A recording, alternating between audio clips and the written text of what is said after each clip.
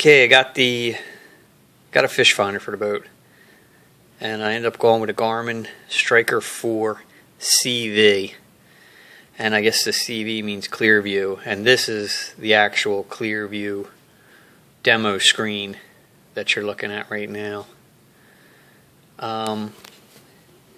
As far as putting it on the boat, it was pretty cool. I mean, it was pretty simple. I think it took me about an hour. But they give you a recess on the bottom, so your transducer, doesn't stick out any lower in the boat. You're not going to hit it on anything. And the boat had two metal inserts already with screws with bolts on the bottom. They're behind that bracket. You can't really see them. To get you mounted. I had to put the bracket on and then put these two bolts on later.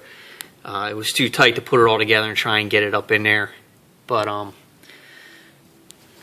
pretty neat the way it's set up. And then in the front I just put the golf ball back in it. Keep the water out, because I usually keep clothes up here. The amount of cord they give you is pretty ridiculous.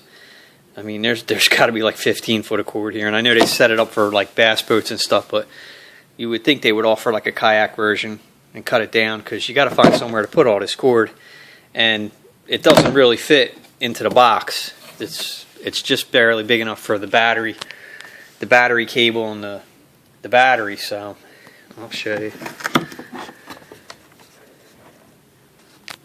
I mean, you might be able to wedge it in there, but I'd rather not.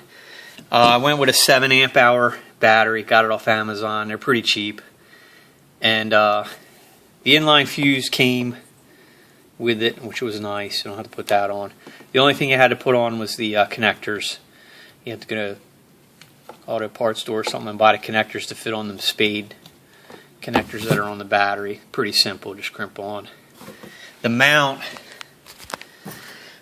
they give you like screws, and I didn't want to use them because I was afraid they were just going to rip out of this thin plastic lid. So I just found some tiny little machine nuts and bolts, and I bolted it on there. And the base comes off, so you just mount this base on your unit, and then this just slides into it, and you can change it. I mean, for some reason you wanted to kick it off to the side, you can do that too. And then you also have adjustments of whatever angle you want it on. As far as the finder itself goes, without having it in the water, there's several different buttons down here. You've got a check for a select, some arrows for direction, a back button, and a menu button. I don't know what this one is yet, and this one's the power. But if you go back, it'll take you to your screens, and the screens can be set up. You've got a waypoint, you've got a traditional sonar, you've got a flasher, and you've got the clear view. And you can combine any of those that you want and create your own dual screen version if you so choose. Like here's one, it's the clear view and the flasher. And you can split it so it can run horizontal, you can have it run vertical, you can put whatever one you want on the top or the bottom, and you can set it up like that. So it's highly customizable. There's the traditional,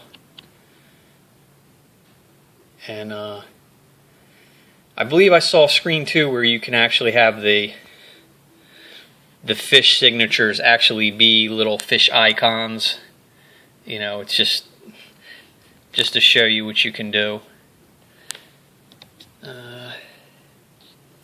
Here's one that I made myself and labeled. It's the waypoint and the clear view, so you can map out spots and then still have your clear view as you're out on the water. So, and like I said, from any choice, you can hit the menu button, and it'll let you see if I can get that to focus. You can change different settings for each individual one, depending on what you're looking at. So hopefully it works pretty good. Like I said, I never had a fish finder before.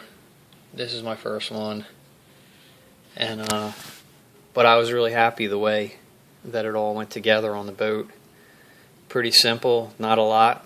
It's not in my way, and the screen is stupid bright. I mean, I'm pretty sure I'll be able to see this in the sun, because I actually had to turn down the settings on my camera just to get it to register. It was so bright, it was washing everything out.